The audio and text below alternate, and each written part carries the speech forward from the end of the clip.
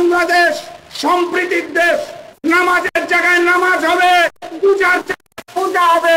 আমরা সেই শান্তিপূর্ণ বাংলাদেশ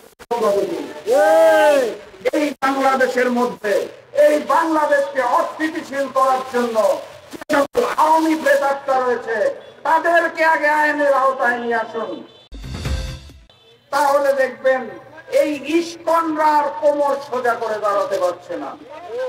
আমি অন্তর্বর্তীকালীন সরকারকে আহ্বান জানাতে চাই, দ্রুততম সময়ের মধ্যে আমার শহীদ ভাইয়ের হত্যাকারীদের গ্রেফতার করবেন।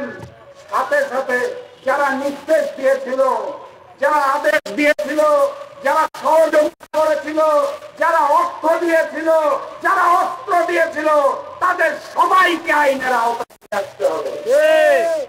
দ্রুততম সময়ের মধ্যে করুন।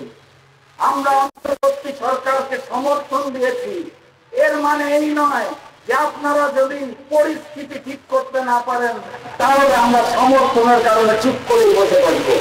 কথাবার্তা পরিষ্কার, দ্রুততম সময়ের মধ্যে সেই বৈষম্যহীন বাংলাদেশের জন্য হাজারো শহীদ হয়েছে, সেই বাংলাদেশকে শান্তিপূর্ণ করুন, না হলে অন্তর্বর্তী সরকারের বিরুদ্ধে আন্দোলন গড়ে তোলা হবে।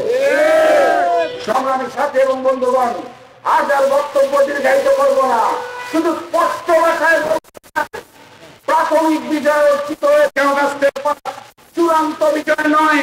আমরা আর কোন শহীদের রক্ত দেখতে চাই না। আন্দোলন চলছে, আন্দোলন চলবে ইনশাল্লাহ।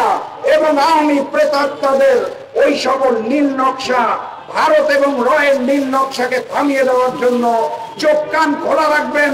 ষড়যন্ত্র আমাদের ঐক্যবদ্ধ থাকতে হবে ইনশাআল্লাহ। সেই দিনের স্বপ্ন দেখে আজকের মতো বিদায় নিচ্ছি। বিজয়ের পথে যাত্রা শুরু, জীবন অথবা মৃত্যু। আসসালামু আলাইকুম।